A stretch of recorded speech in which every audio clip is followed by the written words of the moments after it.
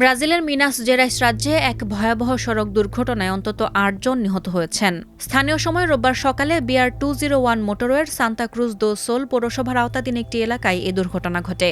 একটি যাত্রীবাহী বাসের সাথে গাড়ির যন্ত্রাংশবাহী লরির মুখোমুখি সংঘর্ষের পর দুটি বাহনেই মুহূর্তের মধ্যে আগুন ধরে যায়। স্থানীয়ভাবে এই রুটটি হাইওয়ে অফ ফিয়ার বা আতঙ্কের মহাসড়ক নামে পরিচিত। ফায়ার ব্রিগেড জানায় দুর্ঘটনায় মোট ১৮ জন হতাহত হয়েছেন।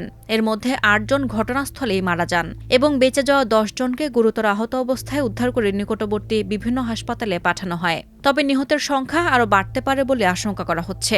লাশ উদ্ধার ও দুর্ঘটনা কবলিত গাড়ি দুটি সরাতে ফরেনসিক বিশেষজ্ঞদের কয়েক ঘণ্টা সময় লেগে যায়।